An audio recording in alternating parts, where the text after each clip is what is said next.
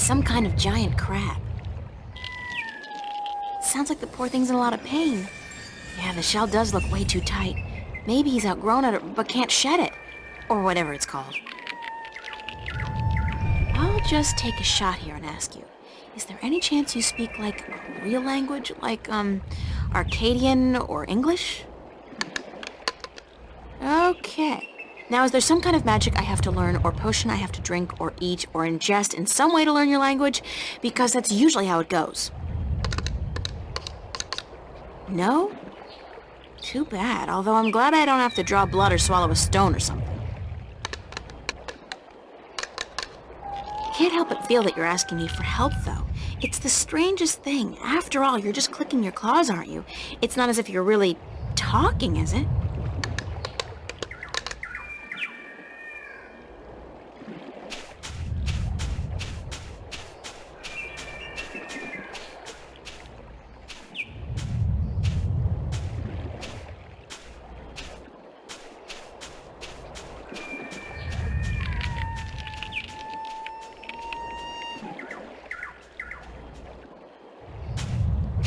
The top half of the statue depicts a creature with a big mouth calling out.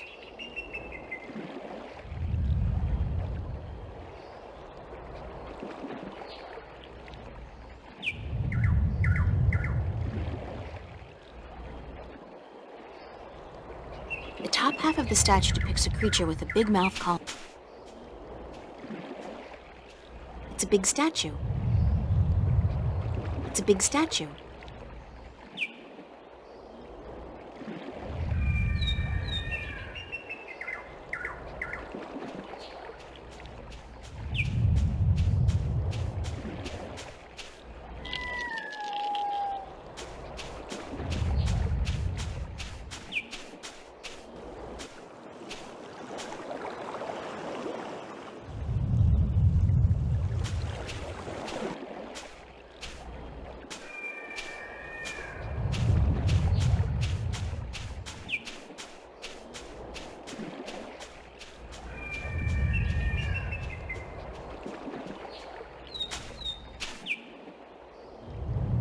The bottom part of the statue depicts a creature with large ears listening to something. The bottom part of the statue depicts a creature with large ears listening to something. It's a triangular hole, like a keyhole. It's a creature with large ears. It's a creature with a big mouth. It's a triangular hole. The top half of the statue depicts a creature with a big mouth calling out. The top half of the statue depicts a creature. The bottom part of the statue depicts a creature with large ears. The top half of the statue depicts a creature with...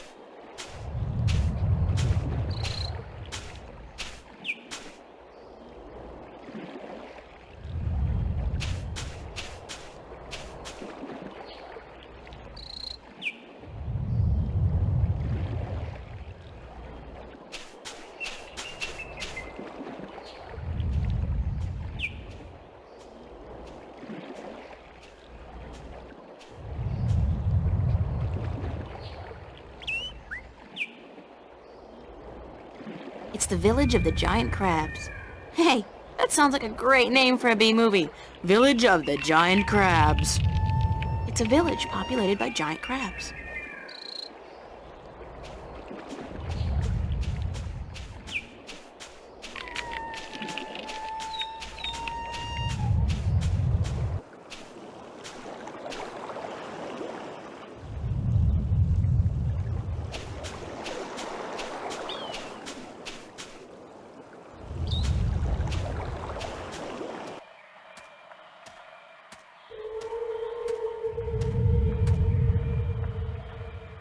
The top half of the statue depicts a big-mouthed creature calling out. The bottom half of the statue depicts a large-eared creature listening.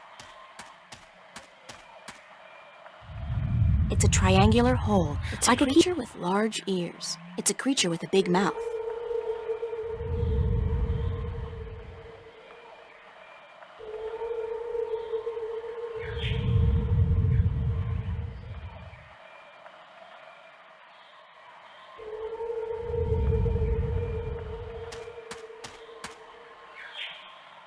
It's a deep hole, More like a crevice, actually, caused by some kind of seismic activity. God, it must be at least 50 meters down. The crevice widens out into a huge cave just below, and there's water at the bottom.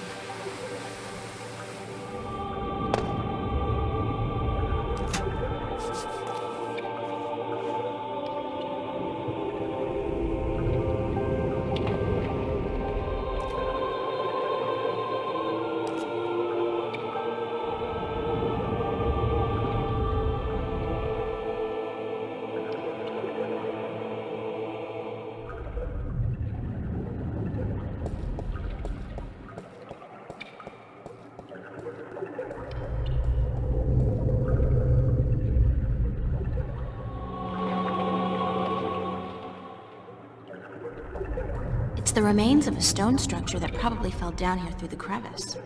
There's a piece amongst the rubble that looks like a bolt or a key. It's intact.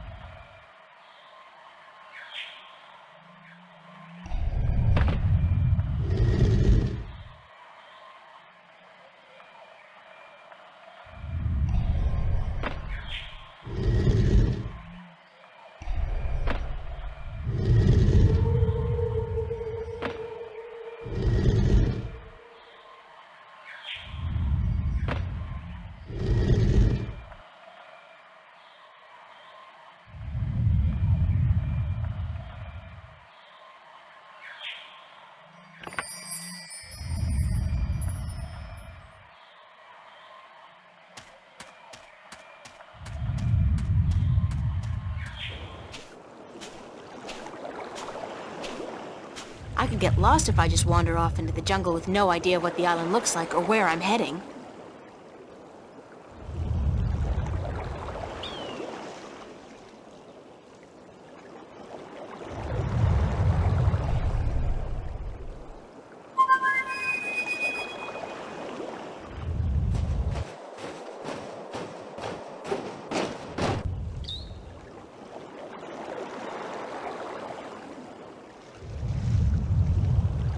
April! You're alive! You're here! You're soaking wet! Where did you go? I thought you drowned. I was completely miserable.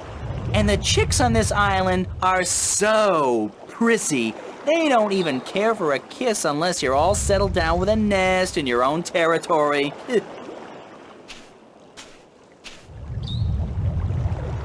Glad to see you haven't lost the gift of the gab crow. Lady, you have no idea how limited bird Twitter can be. It's all, hi this and here I am that, all damn day long. I haven't had a decent conversation in days. Well, you're making up for it now. I never know when you're gonna go AWOL on me again. I had a little adventure under the sea. Oh? I didn't know humans had gills. We don't. Well, I do, I think. At least I can breathe underwater now. Cool. Not as cool as being able to fly, of course, but still. Hey, does that mean you're a mermaid? Hardly. I don't have a tail.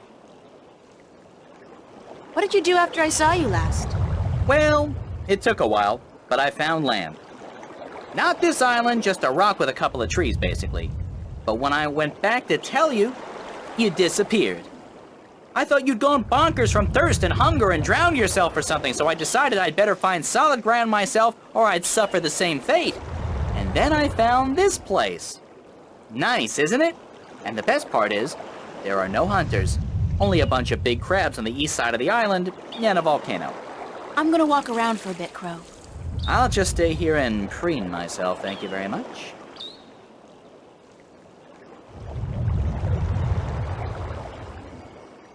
What can you tell me about the island, Crow? Only what I've been able to see from above. There's a volcano, dead I think, and lots of jungle, and some nice beaches. I'd like to explore the jungle, but I'm afraid I'm gonna get lost. Any ideas? Well, I could stay airborne and keep track of where you are. That way I could direct you when you get lost. Sounds like a super plan, Crow. Let's go.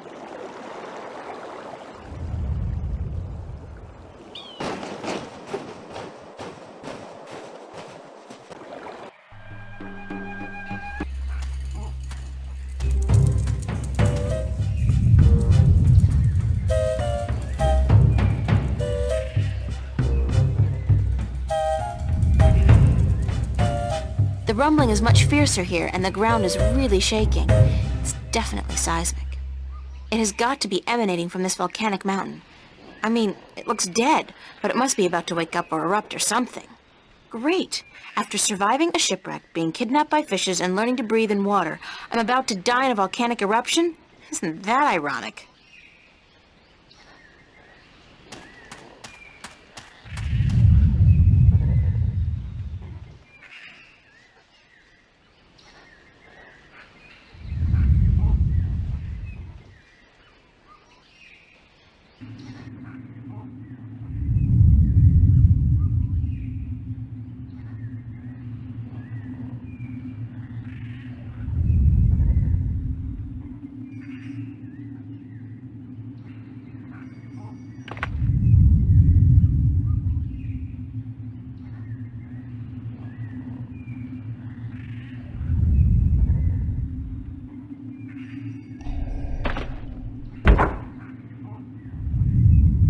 What a strange symbol. It's a small, eye-sized aperture with a crystal in it, like a lens. Maybe some kind of telescope? It's a statue standing in the ruins of a city.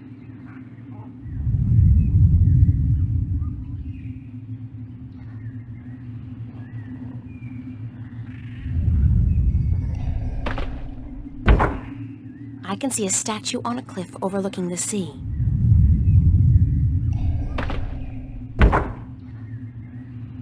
I don't see anything interesting.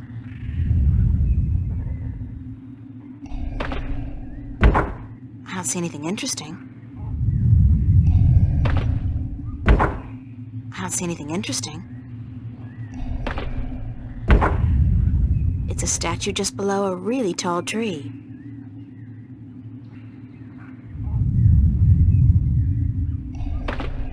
I don't see anything interesting.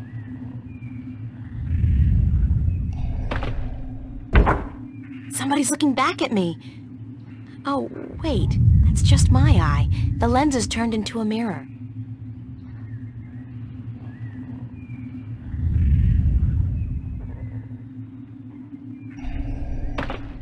I don't see anything interesting. It's a statue standing in the ruins of a city.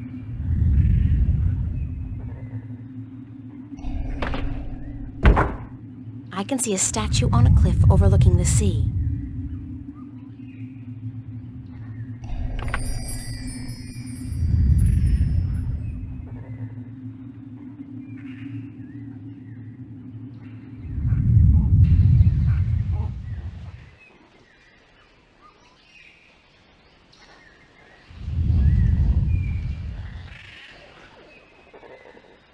That's one mother of a tree. It's got to be at least 100 meters tall.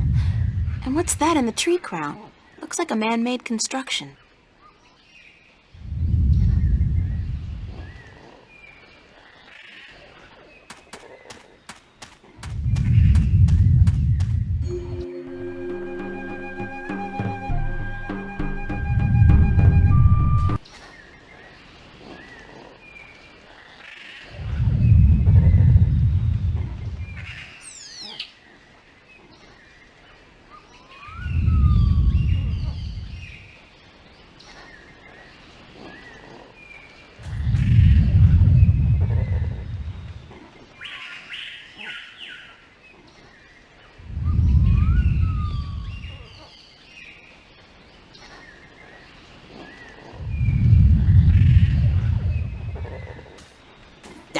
Ow!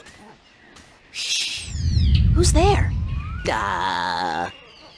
Shut up. I know there's somebody there. I heard you. Is she gone? Nope. She's still around. Shut up, shut up, shut up. If you won't come out, I'll just sit down here and wait. Sooner or later, you'll have to show yourself. Solar eclipse! Oh my god! Ah! I hate this place. I so hate it, I can't even sit down without crushing the natives. Big person alert! What are you? What does it look like? A talking twig? We're stickmen. And you're an accident waiting to happen with your large, ungainly body and wobbly legs.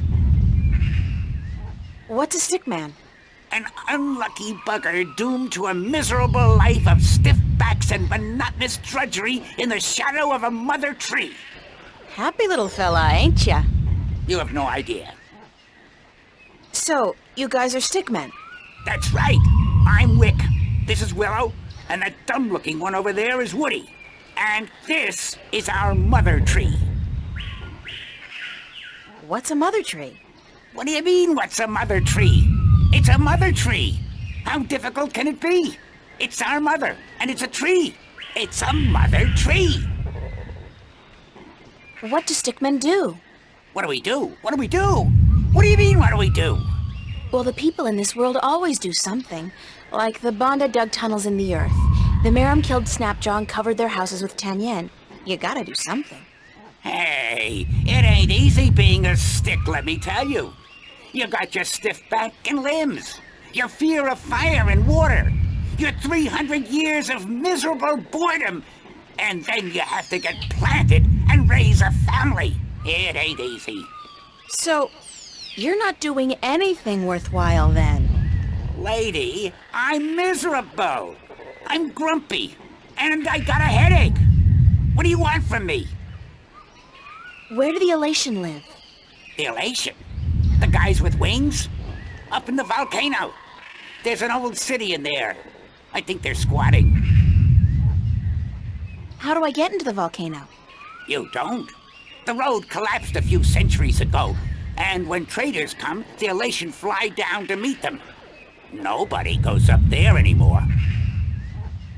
What's that constant rumbling noise? Lady, you have no idea what we have to endure. All day, all night, that noise is just murder. It all started when Quaman, the quiet giant, would you believe that's what we used to call him, was banished by the Orowal from his perfect fishing place to some remote place in the forest.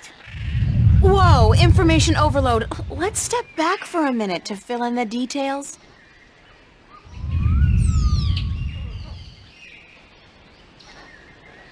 Who's Quaman, the quiet giant? He's the scariest human we've ever seen. He stands tall as a mountain and uses whole trees for toothpicks. But he was the quiet type and reasonably gentle for a human. He'd spend his days out by the Orowal village, catching fish and frying fish and eating fish, and looking out across the ocean, dreaming about loose women or whatnot. What happened to get the quiet giant banished from that place? The Orowal got scared when he accidentally stepped on one of their young ones. He didn't do any real harm, But they banished him from their village nonetheless, and told him to go far into the forest. Who are the Orlawal? They're the crab-like creatures who live down by the sea. They're nice people, if a little crabby. And it's hard to understand what they're saying half the time. Where's Kwaman now? Somewhere in the forest east of here, we don't know where exactly. He went there to get as far away from the Orlawal as possible. So what does all this have to do with the rumbling noise? Oh, I was getting to that. If you just let me get a word in edgewise. I just had some questions is all. Anyway, Kwaman is the brooding type. And he takes everything so to heart, he got instantly depressed and went to sleep. And what is he doing now? Still sleeping. That's the problem. But how long ago was it that the Orlawal banished him? The last full moon, nearly 30 sunsets passed. He's been sleeping for a month? He was depressed. What do you want, lady? Once I got so miserable I slept for 8 years. And let me tell you, those 8 years were the happiest of my life. I still don't understand what this has to do with the rumbling noise. See that statue over there? Sure. What's up with that? Back when the Dalmari lived on this island ages ago, they put these statues up all around the island so that they could speak with each other. You're kidding. So they're, like, telephones? Tell her what? I don't know what that is. The thing is, these statues are all connected through magic. And when you speak into one, your voice flies through the air and comes out of another statue. But I still don't understand... You saw the big head up by the mountain? Yes? That's the one they use to talk to everyone on the island, to warn people of storms or to hold evening prayer. It's connected to the statues as well. And Kwaman is sleeping right next to a statue's ear. I get it. Resonance. He's snoring and the deep bass reverberating through the loudspeaker, the big head, causes a resonance that vibrates the entire island. But can't you just wake him up? We don't know where he is. We're not much for exploring this forest. There's water and fire and monkeys. Monkeys like to play with sticks. We don't like monkeys. But can't you just, well, send your voice to his statue to wake him up? There are 4 problems with that. Number 1, all the statues have an assigned symbol, an identifying mark, but we don't know which his is. Second, most of the statues are broken in some way or another. What do you mean? Some statues can only talk to certain other statues. Some can't be spoken to, and some can't hear, which makes it very difficult to get a connection through to where you want to send your voice. Number 3, in order to use the statues, you need a key. We don't have it. We don't know where it is. And number 4? We're stickmen, lady. What do you think? We don't know much about magic or magical devices. And what? We're not too smart, okay? There, I said it. We're not too smart. And when you look at Woody over there, who's pretty stupid by stickman standards, that's a pretty scary thought. Sorry I asked.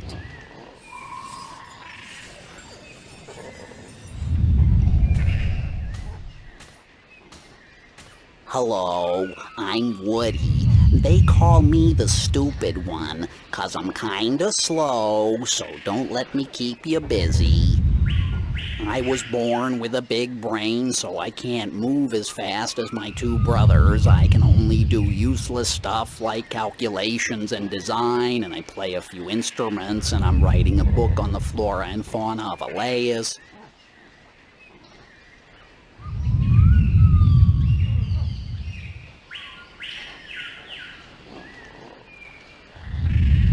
Hi, I'm Willow. Wick's the oldest. Woody's the youngest. And I'm just stuck in the middle as always. Don't let me keep you. Wick's the boss as always. Go talk to him. I'll see you guys later then. If you don't step on us first.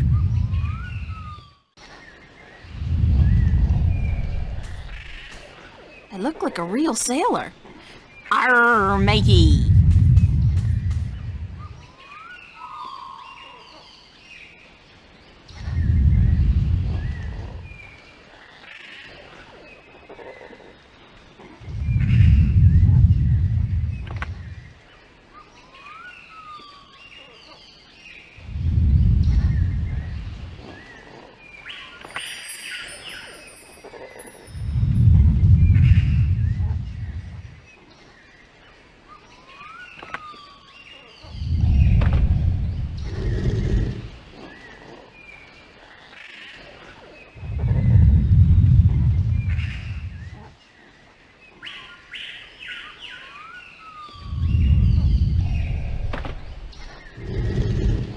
triangular hole, like a keyhole.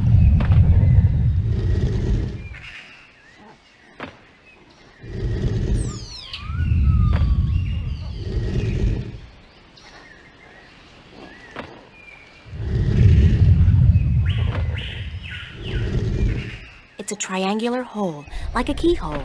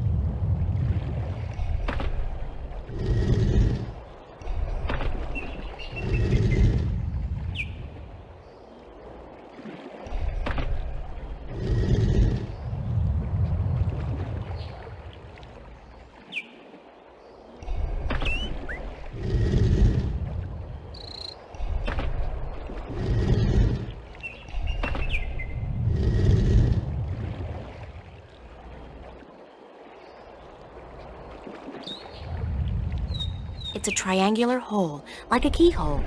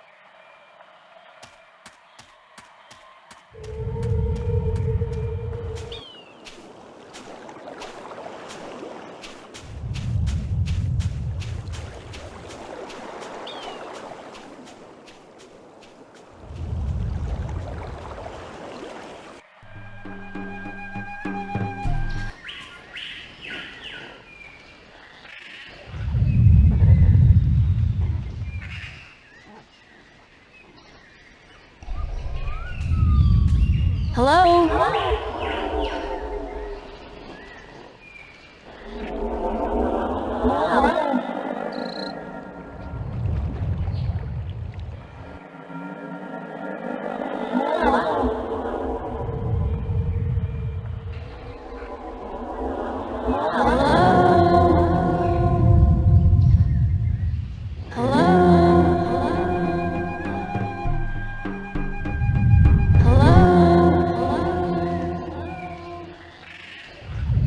Wake up! Wake up! Wake up! Wake up!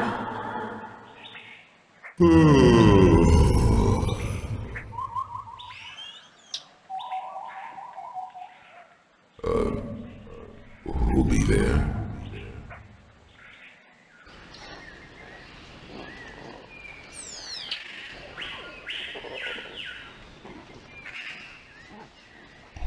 Hello, Quamon?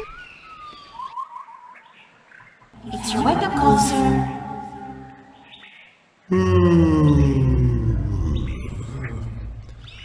How long Quamon be asleep?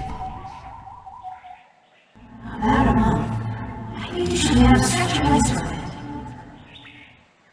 it. What be the use? Quamon be an outcast. No one like him.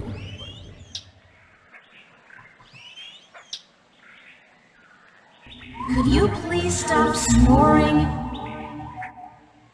Quamon be snoring?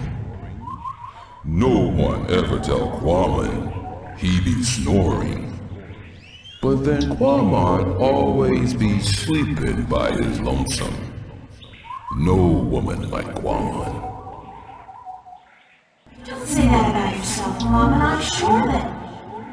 You know, it's kind of uncomfortable to be discussing this in a public like this. Yes, everyone be hearing about Quamon now.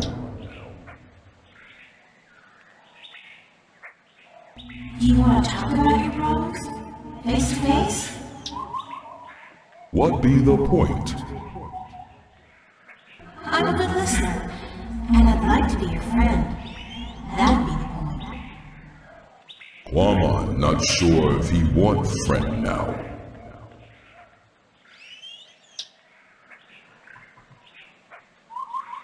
Please let me be your friend.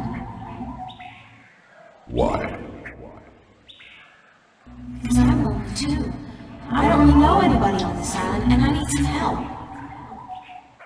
Well, Quamon be wanting to help, but... Okay, Quamon be your friend and talk to you.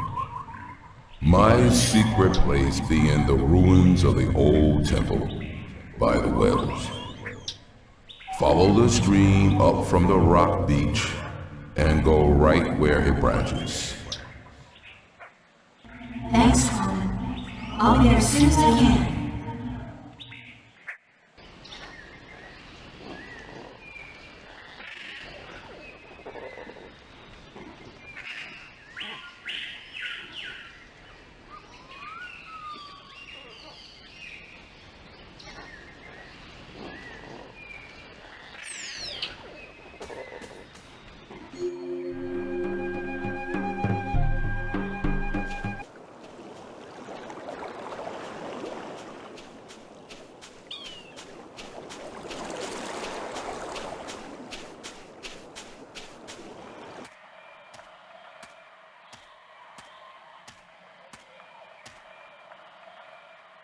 Dense jungle.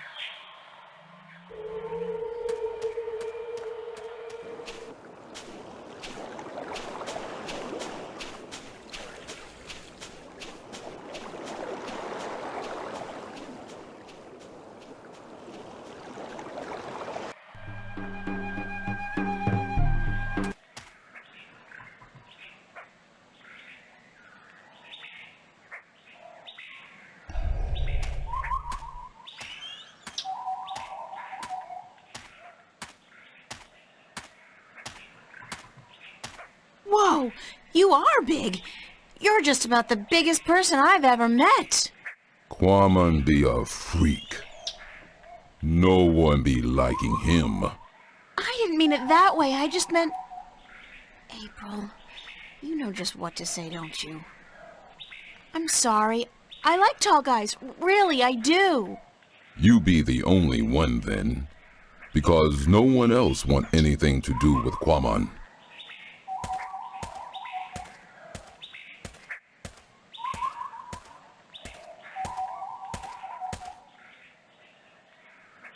How did you come to be on this island? That be a long story. Do you want Quamon to be telling you? Sure, I have time. Tell me the story. Many long moons ago, Quamon be happy. He be working at the Circa in Coruscant, where he be big attraction. What did you do? Quamon be the world's strongest man. He be popular. People come to see him from all the Northlands. Some even from east of the Bay of Fire. But then there be an accident, and the Circa tell Quamon to leave, that he be dangerous, and that no one be paying to see him anymore. What kind of accident? Quamon's most popular feat be the breaking of large rocks with his fist. Everyone would applaud when the rock be breaking. Then one day, the Caliph be at the Circa to see the performers. He be saying, Quamon, I hear of him breaking a large rock with his fist. This I want to see. But my performance be over that day, and there be no rock to break. So the Circa ringmaster Oberon, he be saying, let's get a rock in here, any big rock at all. So they bring in this rock that Quamon never be crushing before. Quamon not be sure if it is a good idea, because rock can be dangerous when it breaks. But Oberon be saying, this you must do. The Caliph wants to see we do not disappoint the Caliph of Coruscant, or we lose our heads. So Quamon break the rock, and when it breaks... What happened? There be large pieces of rock flying everywhere, and one piece be hitting the Caliph and one his son. The Caliph be not seriously hurt, but his son be unconscious and bleeding from the head. They say to Quamon, run, get away from the Circa and Coruscant, or the Caliph will have his head. So Quamon run, and he get passage on ship leaving that night. When the ship passed this island, Quamon be jumping into sea and swimming ashore. And now he be here. What happened between you and the Orlawal? Oh, Quamon be so clumsy, so dangerous. He should not be among people. He be only hurting them. The Orlawal be kind, letting Quamon live and fish in their village. But then Quamon be stepping over young Orlawal, almost breaking his shell. The Orlawal tell Quamon to leave village, to not come back because he may kill an Orlawal. They tell him to go as far away as possible. Quamon be sad because he liked the Orlawal, and because Quamon be having the best fishing place in all of Elias. He lose his friends and his food. What do you eat now? Quamon fish in these wells here, but the fish that live down there be small and not very tasty.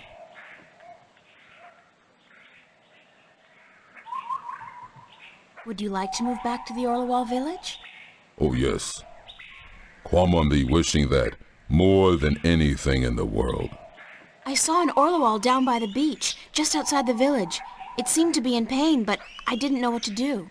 Perhaps if you come along, you can help him out, and get back in favor with the Orlawal people.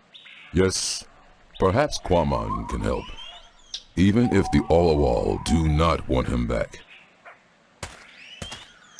Here it is, the, Orla wall. Can you help it? Perhaps Quamon can help. Poor Olawal. He'd be crying for help. Quamon see what be wrong.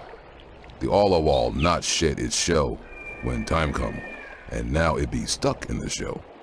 Why didn't the other Orla wall come to its assistance? Their claws be no good for this work. They be helpless.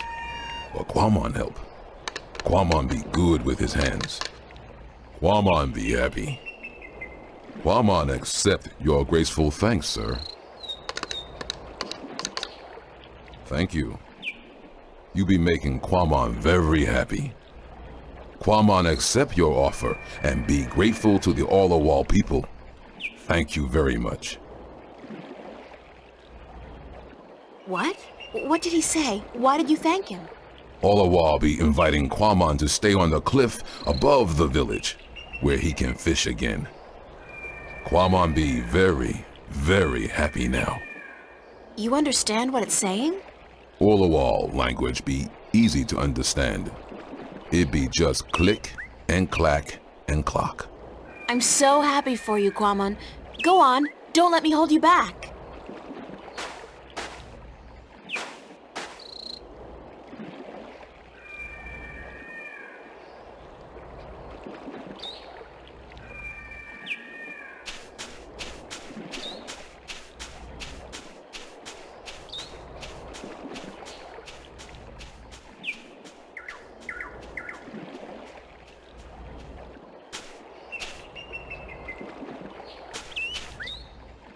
I can see clear to the bottom. This really is an excellent spot for fishing. I can see clear to the bottom. Hey, Quamon, how's the fish biting? With its teeth, but not today. Why's that? Quamon be not certain. The fish always bite before, but then Quamon be having lure. Now no lure, just bait. What do you need to make a lure? Quamon can make lure with just anything, as long as it be colorful and not get heavy in water. You're a real DIY guy, don't you know? Always be something wrong with Quamon. That was actually a compliment. Oh.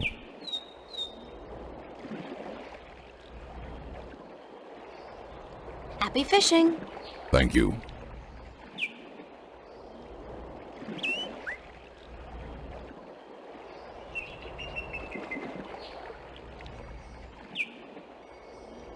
Could this wrapper work as a lure?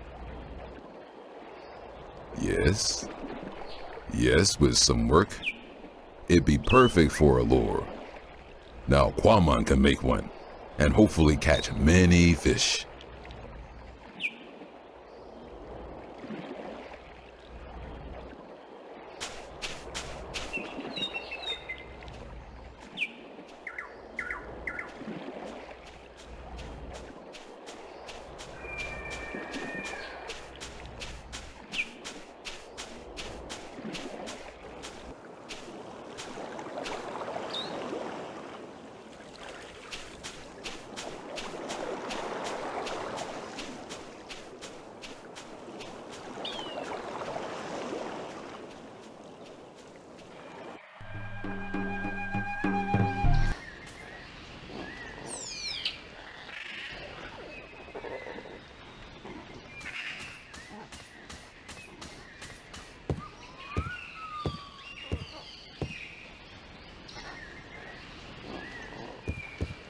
It's a big wooden crossbow, I guess. I wonder who built it and what it's for.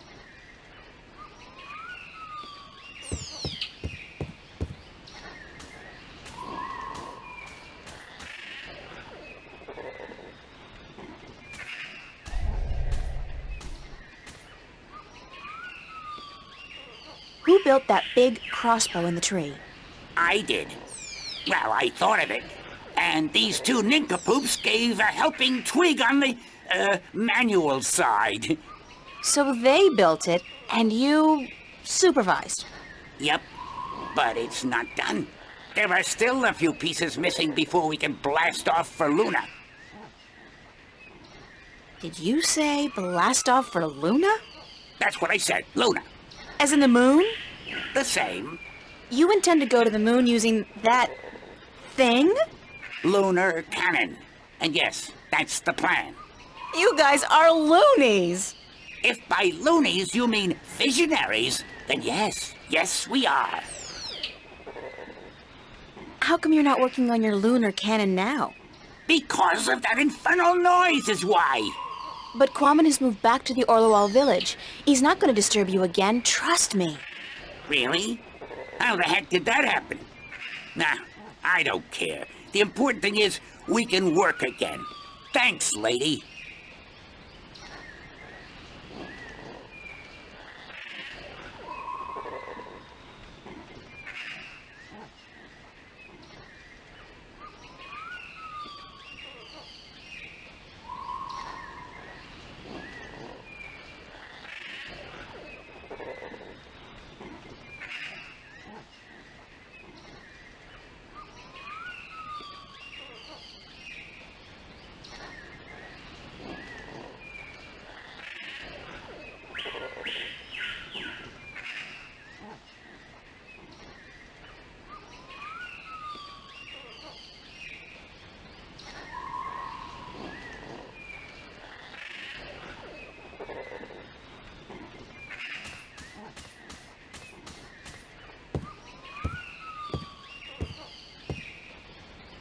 I'd be happy to talk to you later, but I got some fine-tuning to do before I'm done. According to Wick, it's a lunar cannon. Apparently, it's powerful enough to send a stick man to the moon. Oh, sure, in a Jules Verne novel, perhaps.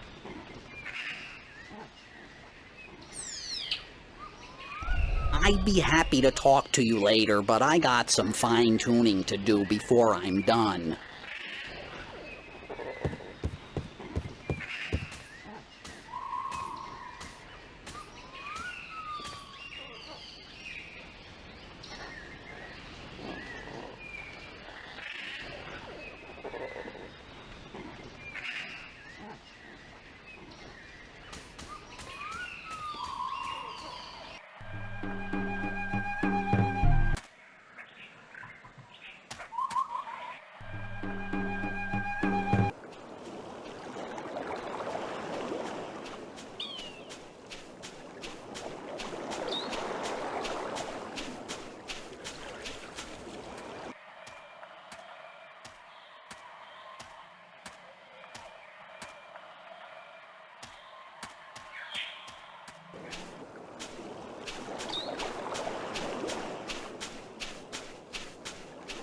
Debris from another capsized ship. These must be dangerous waters.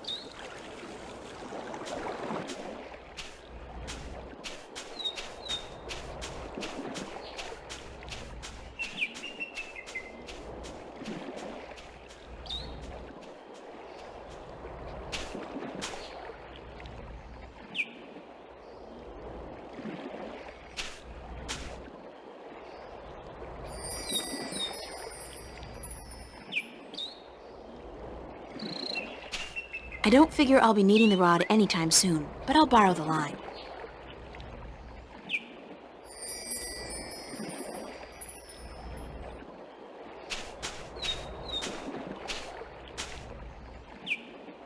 Looks like Kwame just had himself a solid lunch. That was quick. There are only bones left of his catch.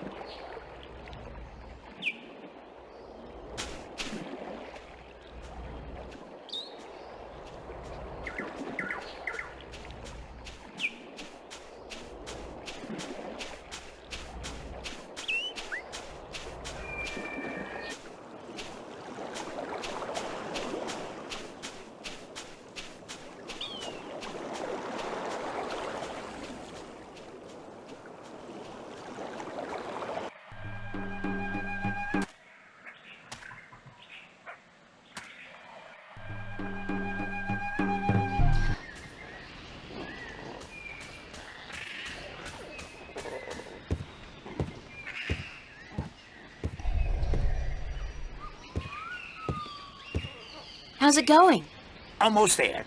Oh, one tiny little problem, though. And that is? We don't have a bowstring for our, Propulsion drive mechanism, Wick. what he said, yeah, we need a bowstring. Something strong and flexible and sinewy. Like what? I don't know, lady. I'm no engineer. I'm just a supervisor. String made from animal guts would be perfect. Yeah, but look at us. Do we look like the kind of stickmen who'd make good hunters?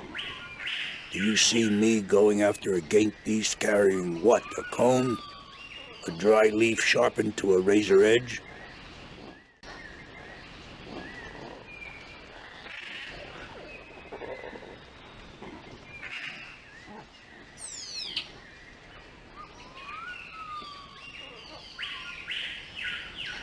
Can you use this as bowstring for your, lunar cannon? Let me see that. Oh yeah, that gonna work good.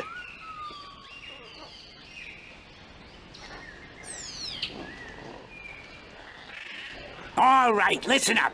I got us what we need. And now we finish this damn cannon. Go to work, people. Give us a few minutes, lady, and we'll be all done.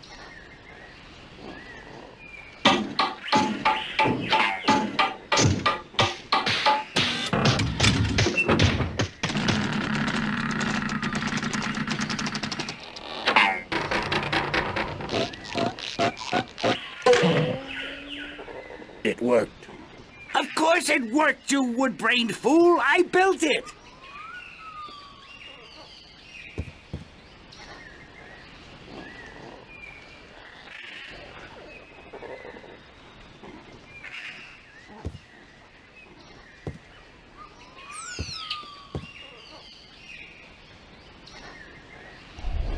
Are you done? Yes, ma'am. The lunar cannon is now ready to be tested. Well, Well, what? are you gonna do it? Do what? Test the cannon. Me?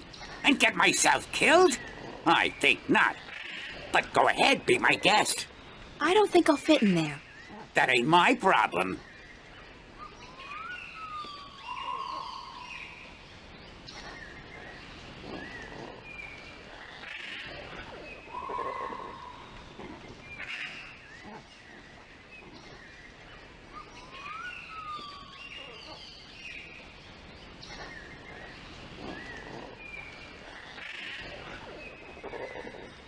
I'll just place the hook along the bowstring, like so, and let the rope trail behind it. Okay, we're ready to fire.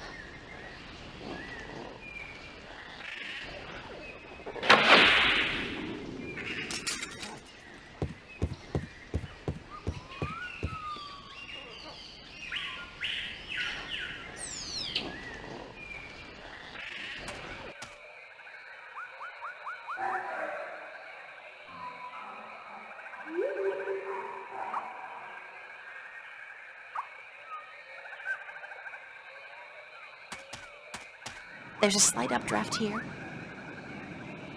The wind is channeled through that chasm down there and blown out and up here.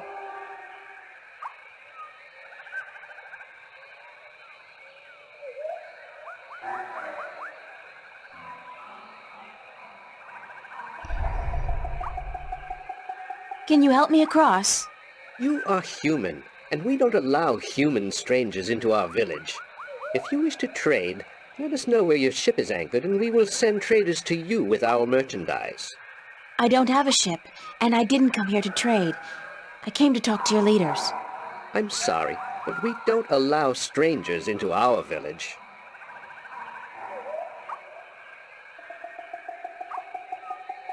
Is there another way to get into the volcano? No, this pass is the only way. I'm sure there's a secret cave somewhere that leads into the volcano. No, there isn't.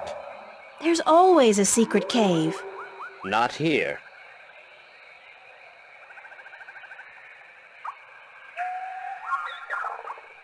What's up this road?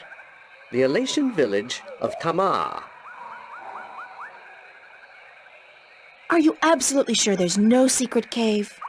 Human, you talk too much. even for an elation. Thank you. Yes, but you must leave now.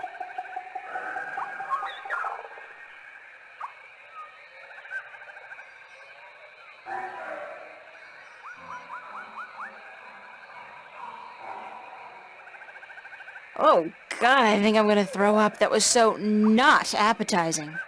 Weirdest thing, though. I do feel lighter. Like I lost 90 pounds. I can't even imagine what people would pay for this stuff back home. Whoa, I'm flying! Not. I guess I still weigh too much to be carried on that slight updraft.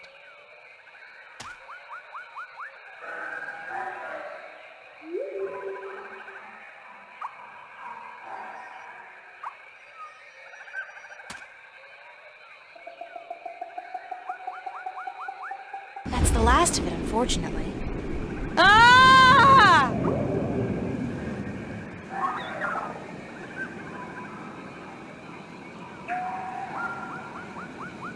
Human, you flew across the chasm. You don't have wings, but still, you fly like the elation. Believe me, I'm as shocked as you are. Are you the Windbringer? What's the Windbringer? It's a prophecy amongst my people. Of course, there's no escaping the prophecies. It's said that someone not of the elation shall come among us to float on the wind like an elation, to learn our stories, to bring the wind back to us, and to bring us into a new and happier age. Is that all? You know, I'm starting to forget how simple my life used to be. Family, friends, grades, boys, no prophecies, nobody looking to me for salvation. I don't understand, Windbringer. You should speak with our teller up in the city. She'll be wanting to see you, I'm sure. We've waited for the Windbringer for a very long time. The teller? Thanks. No, Windbringer, thank you.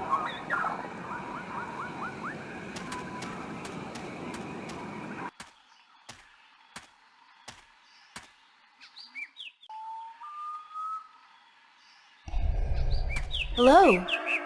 Good day, stranger. What would you hear among the elation? I need to speak with the teller. The teller? Go down into the city and you will see the castle. The teller, she keeps to the tower. She's old and her eyes don't take well to the sun. Hello. Did you see the teller yet? No. Then you should.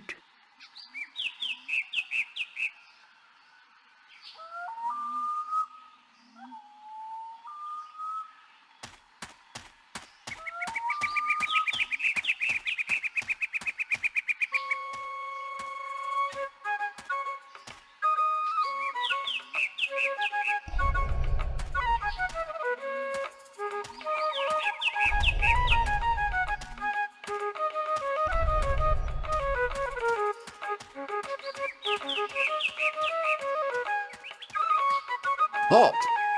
Who would visit the teller? My name's April. And what would you with the teller, human? I'm not sure, but I need to speak with somebody in charge.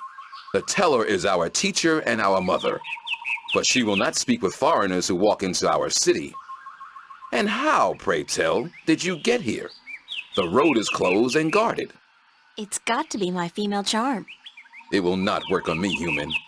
Please, leave our village and return to your ship. Halt! Who would visit the teller? I'm the Windbringer. The Windbringer? You are not the Windbringer. Are you? How else would I have been able to get up here? I am the Windbringer. If so, you must prove that you are of the elation. There are 4 tales from the 4 corners of the world that you must know by heart. They are the tale of winds, the tale of stars, the tale of sea, and the tale of homecoming. I will ask you 1 question from each tale, and you must answer each correctly, or you cannot be the Windbringer. Are you ready? No, give me some time to prepare. Then return when you are ready, and I will test your knowledge of the 4 tales.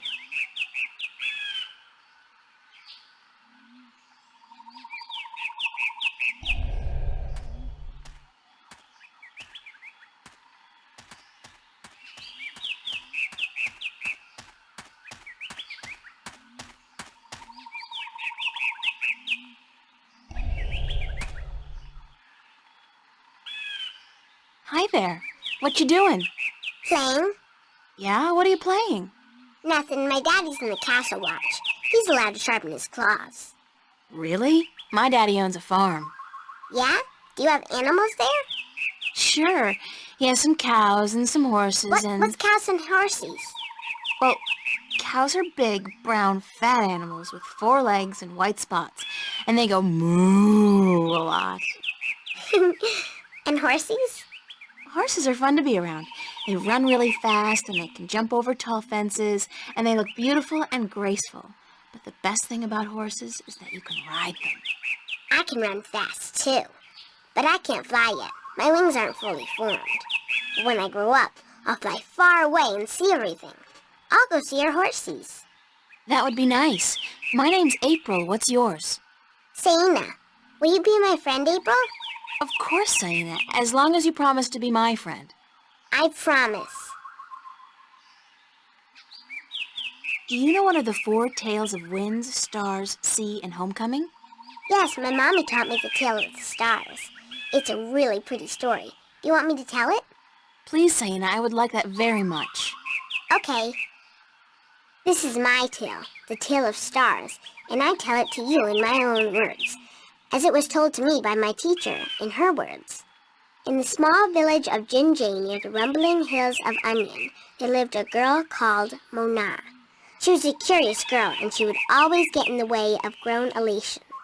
Go play somewhere else, they would say to Mona, but she didn't want to play with the other children. She wanted to be where the grown-ups were, to see what they were doing, and learn from them. But one day, after getting many complaints from the pottery makers and guardsmen and traders and soldiers in the village, Mona's mother told her that she wasn't to interfere with the grown-ups anymore, and that instead she could go play with the other children, or sit still and draw or work with clay. But Mona was always curious, and now, since she wasn't to be among the grown elation anymore, she decided to go exploring the forest that lay just outside of the village of Jinjay. She had many times been forbidden to enter the forest because it could be a dangerous place, but Mona was very curious. Of course she wasn't planning on going far into the forest, but then her eye caught sight of a white flufftail hopping through the tall grass, and Mona, curious as ever, gave chase. The flufftail ran away into the forest, and Mona followed, blind to where she was going, and interested only in catching the white flufftail so that she could keep it as a pet. But then, after a good while, the flufftail disappeared into a hole in the ground, leaving Mona alone in a small clearing, somewhere deep inside the forest. She was exhausted after running after the flufftail for so long, and as she looked around the clearing at the unfamiliar trees and flowers, she realized that she hadn't been paying attention to where she was going. Not for the first time had curiosity gotten the better of her, but this time it was serious. Mona was too young to fly, and she had very little sense of direction, and chasing the white flufftail had made her dizzy and tired. It was getting darker, and Mona was all alone in the deep, dangerous forest, too sleepy and too scared to be able to go anywhere. Mona curled up with her wings wrapped around her under the leaves of a tree and began crying. Soon it got really dark, and somewhere, not far away, wolves started howling at the moon. Mona was so scared she was petrified, but after a while her exhaustion got the better of her, and she fell asleep. She woke up when she heard a voice calling her from somewhere far above. Looking up at the starry sky, Mona saw a vision of the spirits of 5 tellers gazing down at her. "You have let your curiosity lead you astray," said one. "You are lost, and you deserve to be lost," said another. "Poor little girl," said a third. "We will help you home," said a fourth. "But remember this," said the 5th spirit. "We will lead you back to your village and to your mother only if you promise us one thing." "I promise," said Mona. "Whatever it is, I promise I will do it." "Very well," said the 1st spirit. "You will make the story of this night into your own tale, and you will call it the Tale of Stars." "It will be a tale to warn the curious to be careful," continued the 3rd spirit. and to not let their curiosity get the better of them. And, said the second spirit, to remind the elation that the spirits of their tellers watch out for them when they most need it. And so the spirits of the 5 tellers guided Mona through the forest, and by dawn she was home. And Mona did tell her tale, the tale of stars, to everyone in the village, so that everyone would remember that the curious must be cautious, and that the spirits of the tellers are always watching. This was my tale, the tale of stars, and I told it in my own words as my teacher did to me. That was a beautiful tale, Saina. Thank you.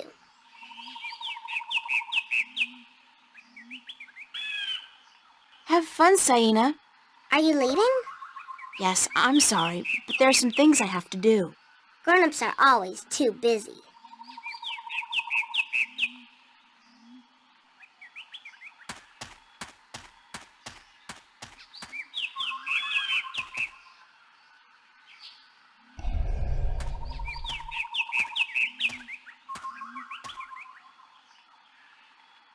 Be careful, don't come too close. I'm almost done with this pot. Sorry. Are you here to buy pottery? I didn't think traders were allowed up here. No, I came to speak with your teller. Really? I didn't know the teller spoke with anyone from the outside. You must be a very special girl. Supposedly. My name's April, by the way. Nima is my name. Nima of Ta'ama, the only elation village on Alace. Do you know one of the 4 tales of winds, stars, sea, and homecoming? I had to learn the tale of homecoming. It took a long time, but I think I got it now. I'm better with pottery than I am with the tales, unfortunately. Do you want to hear it? Please. Very well. This is the tale of homecoming, my tale, and I shall tell it in my own words as told to me by my teacher, in her words, and by her teacher in turn. Moran was a handsome young elation man with strong wings and a hardy beak. He lived below the white cliffs, where the water was salty and the fish plentiful. Moran was betrothed to Inara, the loveliest girl there ever was. She was fair and slender and tall, and her eyes were the clearest shade of blue. But Moran was hesitant to enter into union with Inara, to become her husband and to give her children. He would always come up with a new excuse for why they had to wait a little while longer. Now, Inara was skilled at pottery, but even more so with stories, and the teller of the village had many times asked Inara to be her apprentice, to learn all the tales, so that someday she could take over as the teller. But Inara refused, knowing that if she did accept the teller's offer, she would never be able to marry Moran, because a teller cannot have a husband nor children of her own. Her refusal to become the teller's apprentice was unheard of, because who could refuse such an honor? But to Inara, love was more important. Her love for Moran was beyond honor, beyond reason. But despite Inara's love, Moran was still hesitant. And then one day he told Inara, "I am traveling on a pilgrimage to the far shores. I will be gone for some time, and while I am traveling, and in accordance with our traditions, I will be freed from our betrothal. Not until I come back will the bond between us be renewed." It was not unusual for a young elation man at that time to go on a pilgrimage, and the bond between the betrothed would often be cut while he was away, to be formed again upon his return. But Inara was heartbroken, because she had thought that Moran would soon want to marry her. When Moran saw her tears, he said to her, "Do not weep. When I come back, I promise I will marry you. Just wait for me, and stay with your pots, to make the time pass quickly." And then Moran left on his pilgrimage to the far shores. Many years went by, and Moran had exciting adventures on the far shores. But by and by, he began to long for home, and for Inara. And now he had finally realized that he loved her, and that he wanted to marry her. But when he returned, he could not find Inara amongst the pot makers. He went to visit her family, and they told him that, after waiting for many years, Inara accepted the teller's offer of apprenticeship. And that when the teller left on the last wind during the previous winter, Inara herself became the new teller. Angry, Moran made his way to the teller's nest, and when he saw Inara, he said to her, "You promised me you would wait." But Inara did not say a single word in answer. She just turned around and lifted something wrapped in leaves from the cot behind her and gave it to Moran. Moran unwrapped the package, and inside he found an old pot, cracked and broken in two. "What is this pot?" he asked. "And why did you not wait for me like I asked you to?" And finally Anara spoke, and she said to Moran, "I made this pot for you, my dear Moran, when you left, because I wanted it to be my marriage gift to you. But when many, many years passed, I finally realized that you did not love me the way I loved you, and to live hoping otherwise would be death." "But I want to marry you," cried Moran. "I came back." But Anara just nodded at the broken pot in Moran's hands and said, "Like an old pot that is left without care, a heart may break in two, and a broken heart can never be mended." And so Anara turned away, never to speak with Moran again, and Moran's heart, like the pot that was left untended, broke in two, because absence makes a heart brittle. This was the tale of homecoming, my tale, and I told it in my own words as told to me by my teacher, and as I will tell it to my student when the time comes. Thank you, Nima. You're welcome, April.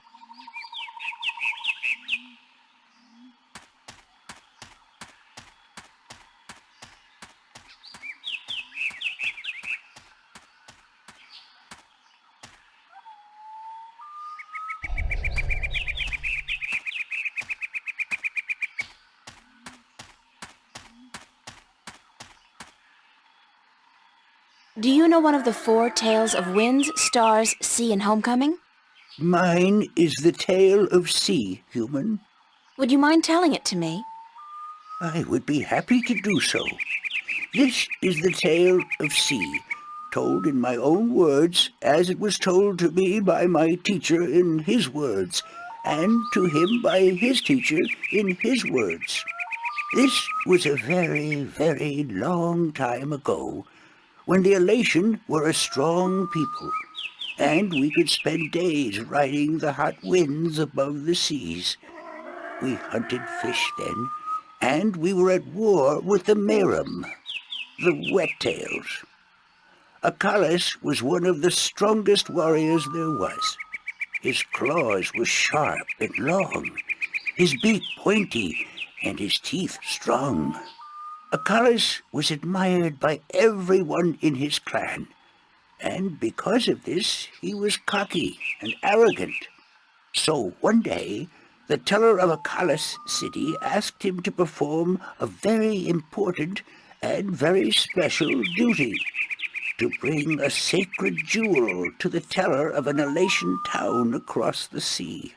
This particular jewel was very important because it signified a union between the two towns, and it would benefit the people of both that it was delivered safely and promptly. Acalis grinned and told the teller that he would deliver the jewel both quickly and safely, and that she was not to worry. But the teller did worry, because Acalis was young and too sure of himself. But she wanted to test him, and to teach him that sharp claws, a pointy beak, and strong teeth are not all a warrior needs, that a warrior must also be wise and careful. So Acalis set out across the sea on his flight. It was on the 4th day that he spotted something in the water that caught his attention, and forgetting his duty and following his curiosity, Acalis dived towards the water to investigate. When he came closer, he saw that there were Merum in the water, foolishly hunting close to the surface, and Acalis saw an opportunity to again prove his might as a great warrior to his people, and to capture the fins of a few wet-tails. But this time, Acalis' arrogance got the better of him, because the Merum had set a trap. As he dived towards the Merum with his claws, a spear shot up from the water to hit him. Acalis struck the water and dropped the jewel he was carrying, and it was all he could do not to drown. Acalis was bleeding, and the Merum were grabbing onto his wings and his legs, but he fought bravely, and finally he managed to escape. But even though he now lived, he was dead inside. because the shame of losing the sacred jewel would always be with him. Acalas could not return to his village because he had neglected his duty to his teller and to his people, and so he went away to a small island where he could be alone.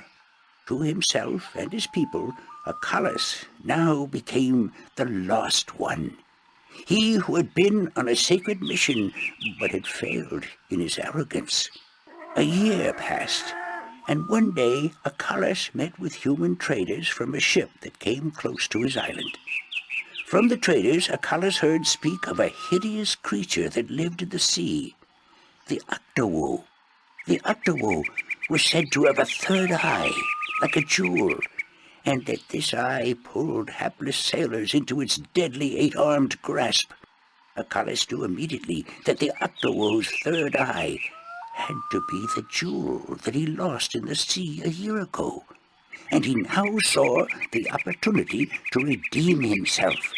But Elation was not used to water, and the thought of submerging himself in the cold, harsh ocean chilled Acalas to his heart. But he was the Lost One, and if in his death he could at the very least redeem himself, to his own heart then it would be worth it. So Acalas fashioned himself a spear, because in the water his claws and his beak would be too slow, and he flew out to where the Octowo was last seen. And then Acalas dived into the sea. The dark water closed in on him, and his wings and legs went numb. But still Acalas kept pushing down until he saw the lair of the Octowo.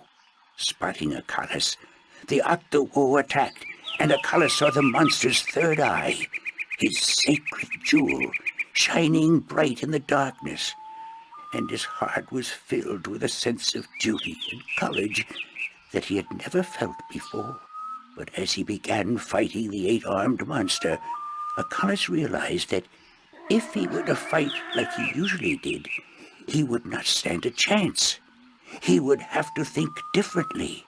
And so Acalas tricked the Octowo into following him through a tight chasm where the monster got stuck.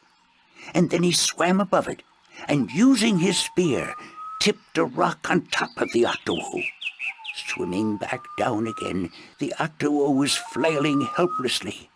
Now, almost out of air, Acalas took the sacred jewel from the Octowo's head and swam back up. Finally, Acalas could deliver the sacred jewel to the town across the sea. And upon returning to his village, he went to the teller, bowed his head, and said, "Forgive me, teller, for in my arrogance I thought I could do everything. But I could not, and I became the Lost One because of it." "You were lost," said the teller, "but you are no more, because now you see the limits of your own strength, and you will know that a warrior must be careful and wise, in addition to being strong and fierce."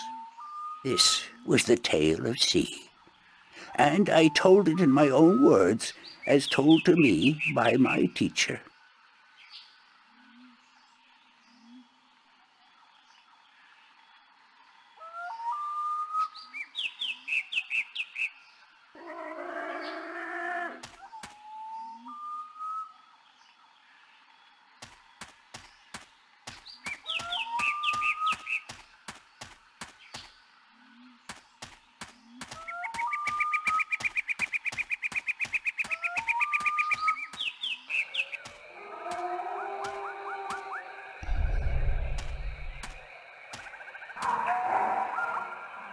Do you know one of the 4 tales of winds, stars, sea, and homecoming? Mine is the tale of winds, Windbringer. Do you wish to hear it? Very much. Then I shall tell it. This is the tale of winds, my tale, and I pledge to tell it in my own words, as told in turn by my teacher. In the village of Karan, in the mountains of tall winds, there lived a young Elation woman named Iwana. Iwana had one desire above all others, to soar higher and farther than anyone else. And even though her wings were no broader, nor her body sleeker than anyone else's, she pursued this foolish desire without rest. And as time passed, she did soar higher, and she did fly farther than the other young elation in her village. And her name became known far and wide amongst the tribes of the mountains of tall winds. But still, Iwana was not happy. She was not happy because, in her vanity, even though she was a better flyer than almost everyone else, and to her eyes, she was still not good enough. She wanted to be so much better than anyone else that she would be remembered for all time as the best flyer amongst all the elation. And so one day, Iwana decided to climb to the top of Mount Bakta'ana, the Tower of Light, and to soar from those giddy heights to the ends of the world. Her friends and her family pleaded with her not to, because every elation knew that to soar from such heights was dangerous, that at such heights the air was thin and the winds treacherous. But Iwana would not listen, and on a cold and clear morning she climbed up the Tower of Light to the rock and the ice at the very top. From there she could see to the ends of the world, and it brought tears to her eyes to know that now, finally, she would be greater and better than any elation before her. And so Iwana spread her wings and leaped off the mountain.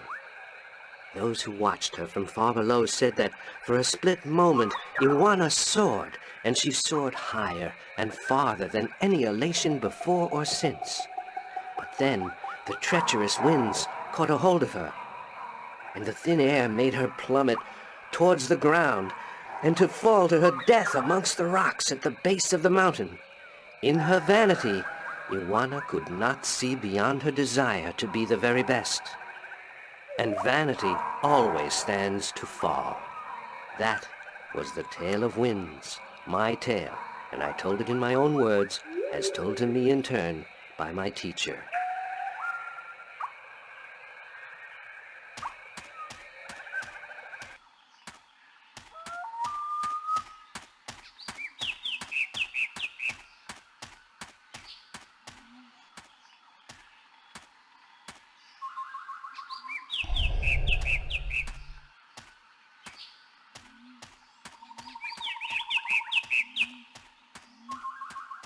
Are you ready for the questions now? Yes, ask me the questions. In the Tale of Winds, which mountain did Iwana fall from in her vain attempt to fly higher and further than anyone else? Mount Bakta'ana, the Tower of Light. That is correct. In the Tale of Stars, what did Mona see in the sky that helped her find her way home? The spirits of 5 tellers. That is correct. In the Tale of Sea, what creature did the Lost One battle in his quest to recover the sacred jewel? The Octawo? That is correct.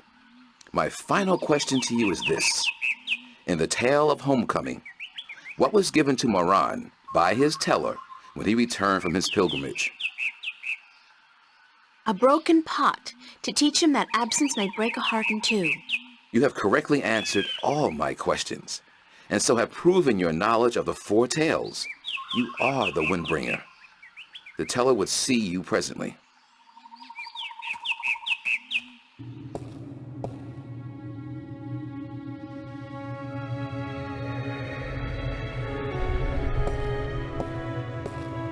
Come closer, human. Closer. I cannot see your face. Closer still. Come sit here by me.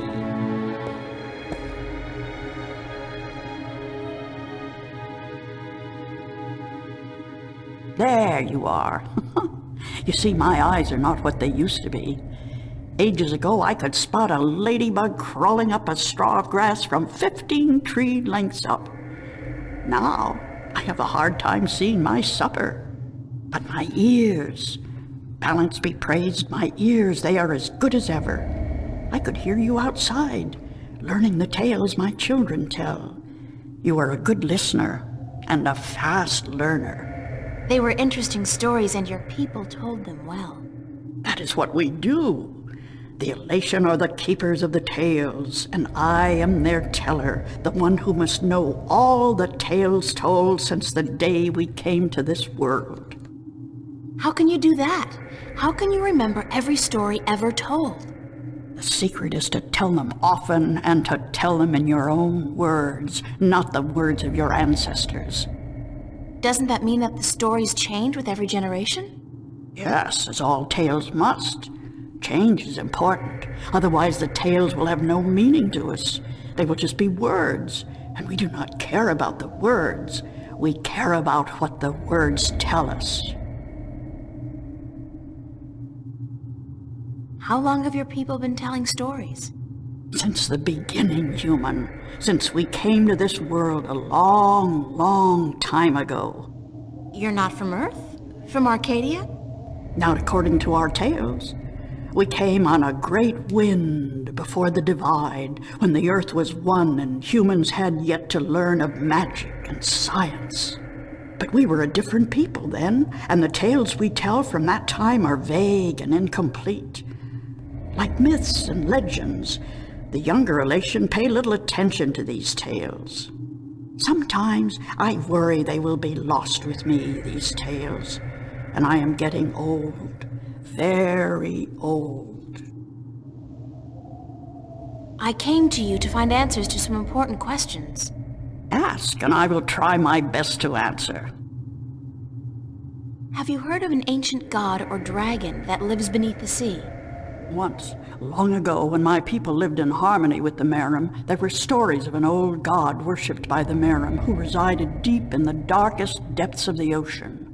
According to legend, the old god had once brought the Merim into their realm, into the ocean, and he was now sleeping, resting before the journey back. Back where? To a great ocean amongst the stars.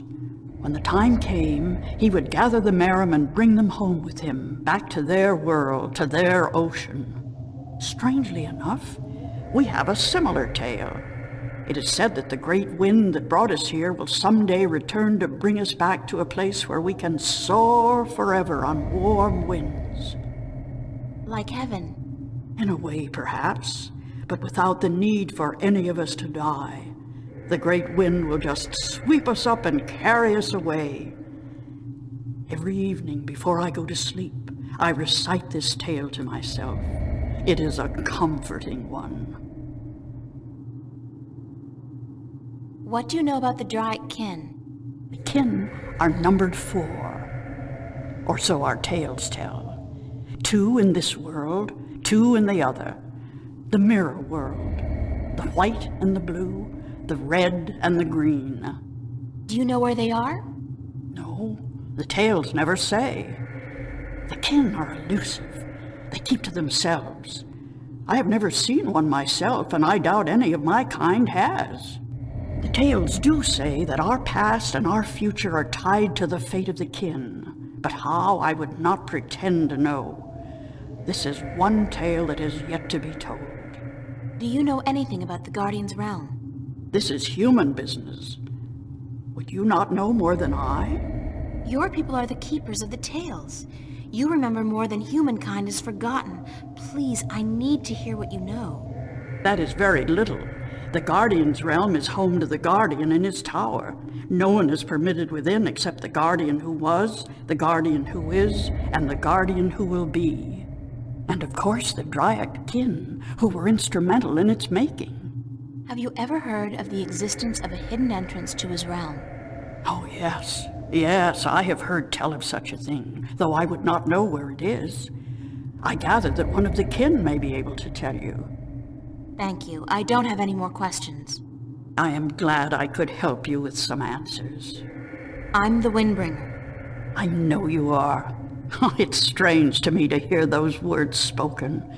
I did not think they would be in my lifetime. But here you are, standing in front of me as real as the sky is blue. I'm sorry I have to ask, but what is it that the Windbringer is supposed to do for you? I did not expect you to walk in here and have all the answers, child.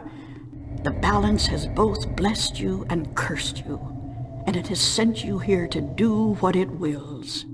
The Windbringer is said to be the first sign of the great wind that will take us away from here. For a long time, the Elation have lost the strength they used to have. Our bones have become weak, and our wings fragile. Where we used to be able to soar for days on strong winds, we are now using our legs to walk rather than fly. Why this is, we do not know. 10 yen. You know of the reason for this? I'm just guessing, but it makes sense. Go on. The tales also say that the Windbringer will unite us with our past and end the age-old strife. I know. You must make peace and be reunited with the Merum. You share a common ancestry. I have always thought we did. The tales were too similar, the signs clear. But my people, they will have a difficult time understanding why and how this can be. If you don't, both the Elation and the Merum will die out. When war broke out between your people and you were forced to move up into the mountains, it compromised a precarious symbiosis. A substance called Tanyan was abundant where the Merum and the Elation lived in close proximity. It brought fish and heat and light to both your people. But now, living up in the mountains, your way of life, your diet, your customs and habits, they've all changed. And that's probably the cause of your brittle bones and fragile wings. Then we must make peace with the Merum and restore the balance between us, so as to strengthen us both and prepare us for the journey that will surely come soon. When our sitting is over, I will speak to my people, and I will elect one representative from the Elation to meet with the Merum in the place of your choosing to open a dialogue. I guess it's time for you to talk to your people and for me to make arrangements with the Merum. Where do you wish for our meeting to take place, Windbringer? You want me to decide? Well, I know. Send your ambassador down to the ancient caves by the beach. Inside, there are remnants of an old Elation settlement and a Merum city. It's a good place for your two people to meet, don't you think? Yes. And could you ask if they would bring their half of the stone? The stone? You have the other half? We have held on to it for centuries, knowing that someday it would be of use to the Windbringer. It will, trust me. Then we must make haste and arrangements. It is an important day, so let us not waste light. Go and wait for my ambassador in the caves.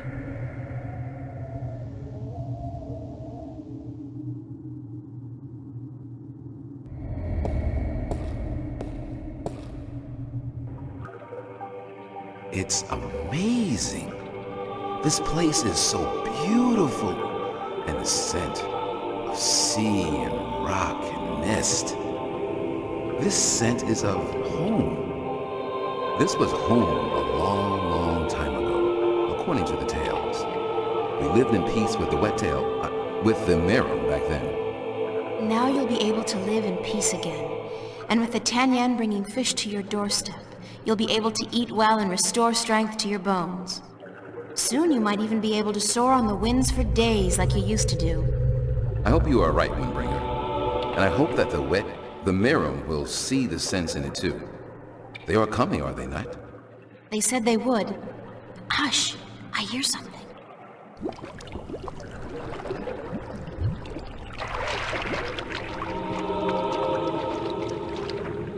We are here, Water Stiller, as was promised. Good. Now, as representatives of your respective peoples, you, the Queen of a Merum City, and you, guard to the Elation Teller, must fulfill the prophecy and join the two parts of the one stone. We hope that our peoples may be joined again, Elation, and that we may live in peace and prosper. As do we, Merum. And we pledge to do all we can for this to happen.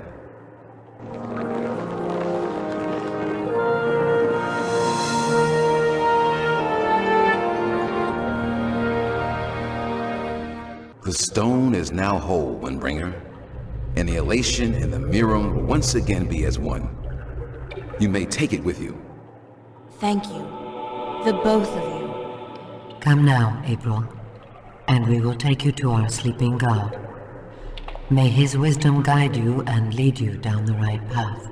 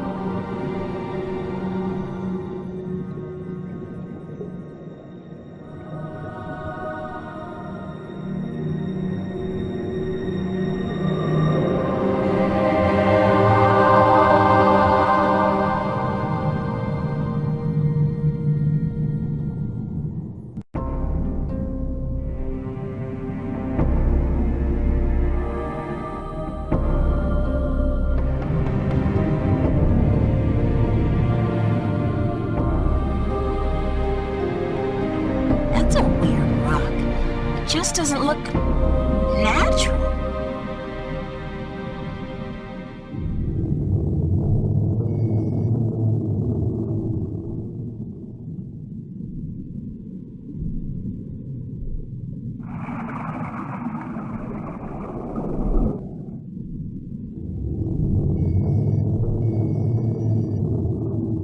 It's soft and spongy. It's some kind of organic sensor. Hello? Is anybody in there? Spooky. Well, I guess it's an invitation of sorts.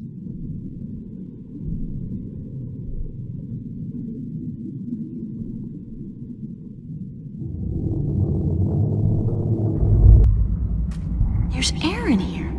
And it's dry. I swear I'm never taking a bath again.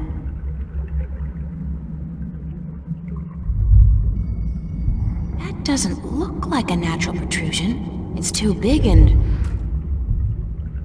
I know you.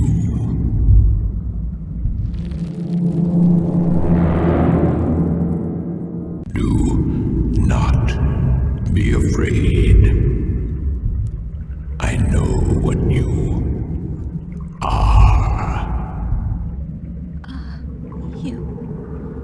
You do? Yes. Yes. What would you hear? I do not like to be disturbed. I wish to be left alone. I wish to rest until the day of ascension.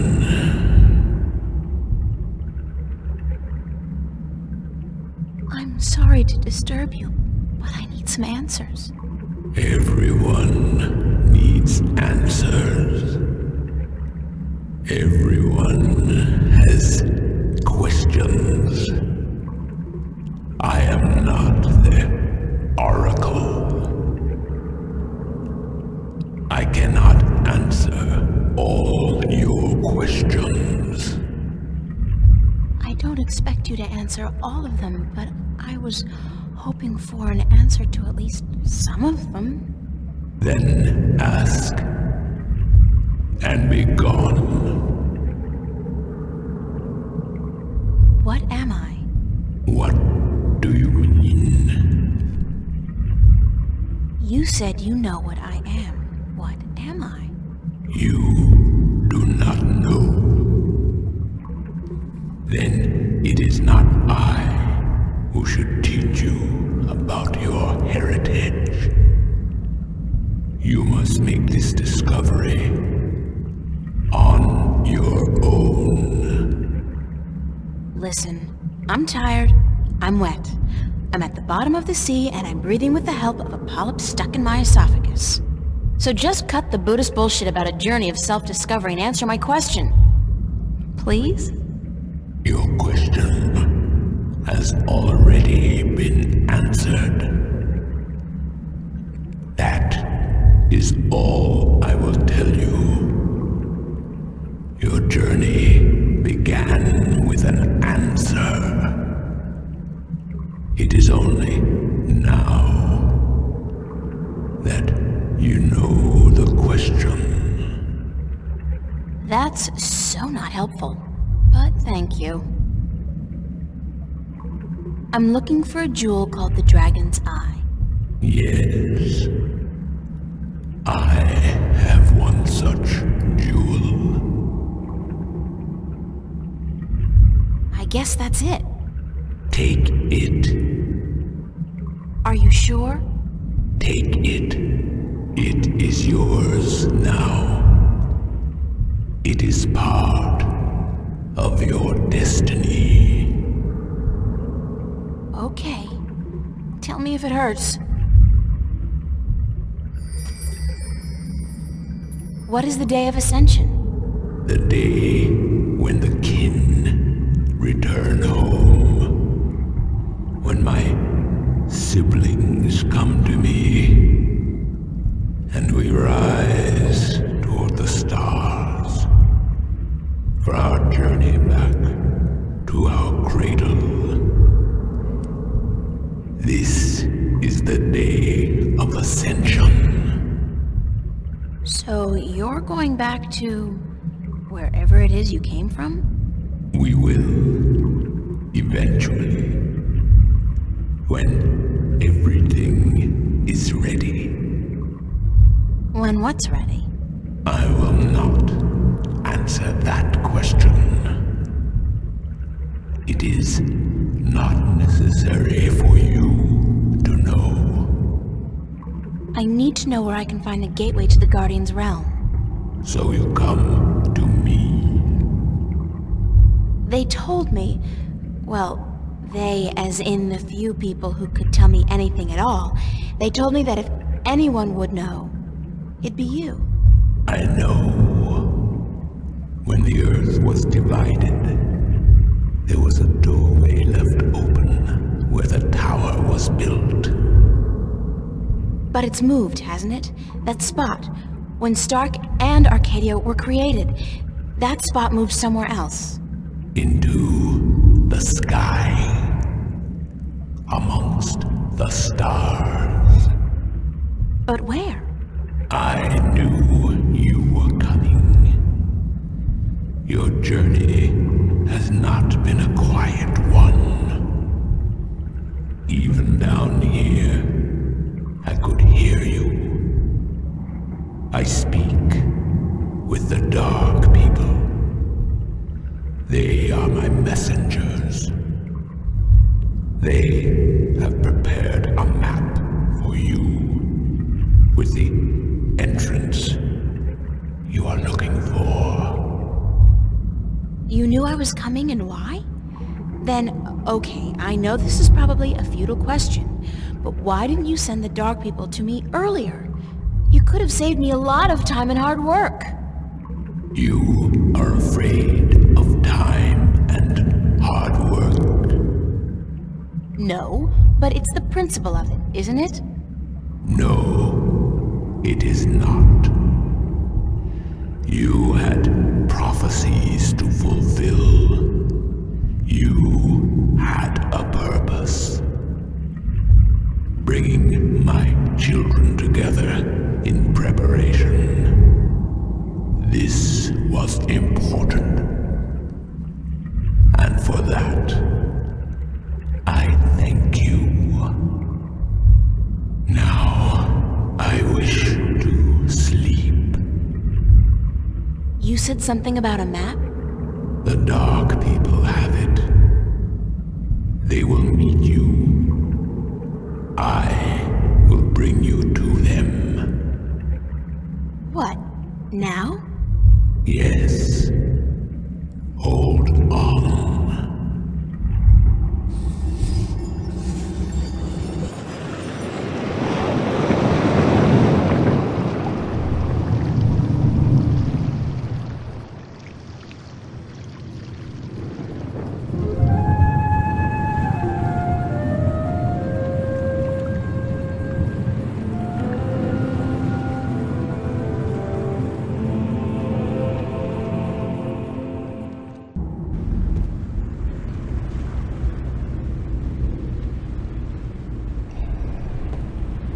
Thanks for taking me on board.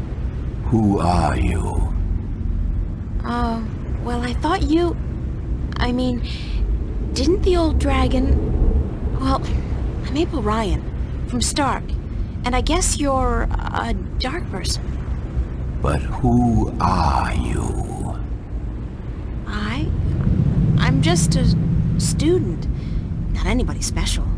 You are special. Who are you? I'm not. I'm just...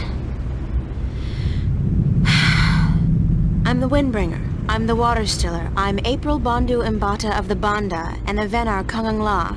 I'm a shifter. I will someday become the 13th Guardian, the protector of the balance. And I'm April Ryan. This is who I am. Yes, that is who you are. And you are a wave. Why am I, a wave? You have a purpose. You play an important part in the cosmos. A wave is someone who propels people and events toward change, towards the future. And that's what I do? You are a wave. There are ripples from your passing, and they spread wide and far. Those ripples will never die down. The worlds will be changed by your journey. You're telling me that everything I do affects the universe? You cannot escape it. You are a wave. The ancient dragon, the blue of the Drake kin, told me you had a map for me. A map of stars, yes. It was made for you in our library, and given to me to hold. It is yours now. Keep it well. It is the only one.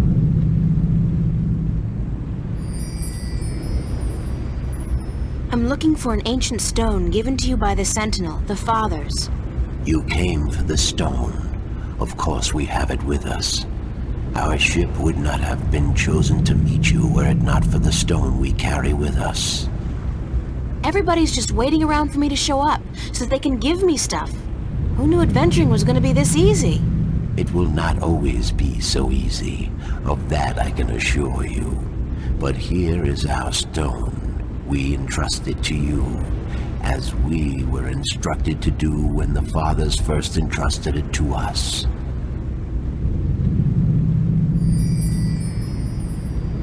Can this ship take me back to Marcuria? I mean, would you mind? We will bring you to Marcuria henceforth. It will take the night, but we will be there at first light. That's fine. Thanks a lot. You are free to rest here, to sleep, while we travel.